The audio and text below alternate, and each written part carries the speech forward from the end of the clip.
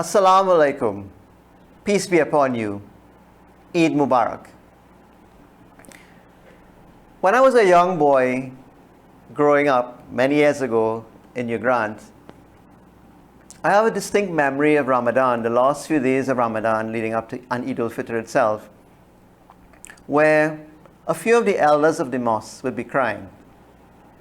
And I distinctly remember the Imam at the time would always tell us that Eid al-Fitr was a joyous occasion, and rightfully so. Eid is a very joyous occasion. So I was always wondering, why would these elders be crying?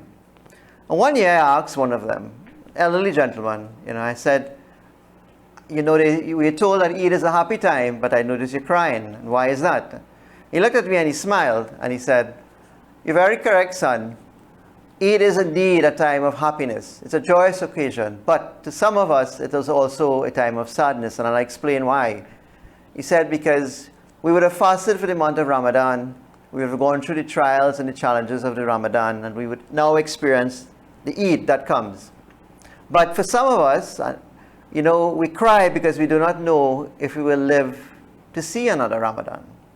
And that is where the sadness comes in.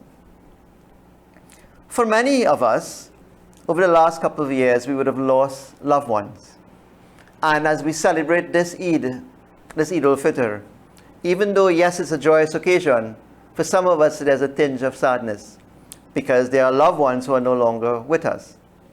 For me, for example, I would have lost my mom. And, it's a bit of sadness because Ramadan and Eid was a very special time for her and for us spending that time with her. So to all those who have lost loved ones, we can only offer a prayer that Almighty Allah bless them for all the good things they have done. And for those of us who are here to carry on, there's a short message of some of the lessons we would have learned from Ramadan as we prepare for the year ahead of us.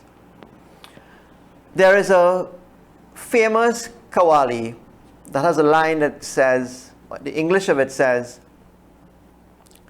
"My nerves and my veins long for thee, O Almighty. When shall I meet you again?" And in that glimpse, a glimpse in that Qawwali, we get the concept of heaven and hell. Because all of the great religions teach us, once we look into it, that once we achieve closeness to Almighty God, or we are connected with our Creator, we are in a state of peace, a state of calm, a paradise here on this earth. So in this world, we may be having challenges, difficulties. We may be going through a downtime, maybe financial challenges, personal challenges, family challenges, business challenges, or whatever the challenge is. But once we're imbued with the Spirit of the Almighty, we have that energy and that power to take on anything that comes our way. And we experience a state of heaven, a state of paradise. A term that we recently referred to as a portable paradise that we take with us. On the other side, if we acquire all the wealth there is in the world, we acquire everything there is materially, assets, business, several businesses, large amount of funds, vehicles, what you name it, but we do not have closeness to our Creator. We are not connected with Almighty God. Our life at times is like a living hell. And there are many examples of this, of those who have acquired and amassed a significant fortune, but their life and their whole story, it is not something to be emulated. So the Qawwali gives us that glimpse of heaven and hell, starting right here on earth, where we can experience our connection with our Almighty and our closeness with our Creator. A lot of Muslim scholars would tell us over the years of the importance of the Sunnah of the Prophet Muhammad, upon whom be peace. And Sunnah of the Prophet is very important, yes. I'll just like to extract one aspect of the Sunnah of the Prophet Muhammad, upon whom be peace. And that is the acquisition of knowledge.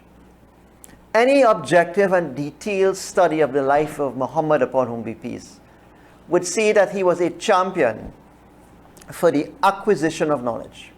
his whole life, his mission, the challenges he faced, when you study the verses of the Holy Quran, that message is very clear.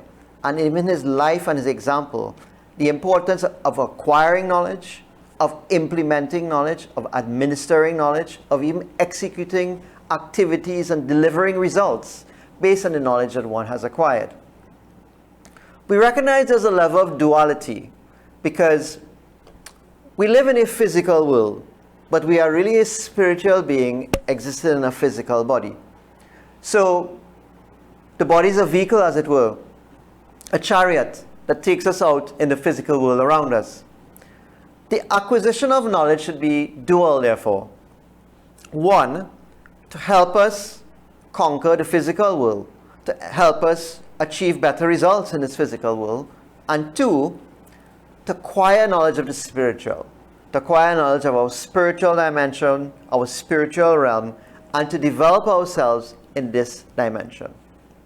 So to be true to the spirit of the Sunnah of the Prophet Muhammad, upon whom be peace, we must ground ourselves in this principle and lesson taught by our Prophet of acquiring knowledge and continuously improving ourselves, so that in each age and in each generation, we can be shining examples and leaders in the world that we live in.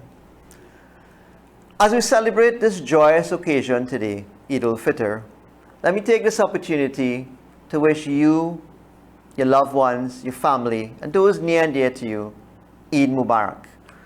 Let me take this opportunity to wish you a journey in the year ahead, one of acquiring knowledge, of implementing knowledge, of executing activities based on this knowledge, and delivering results based on the knowledge that you have acquired.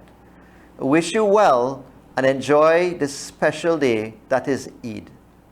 Eid Mubarak.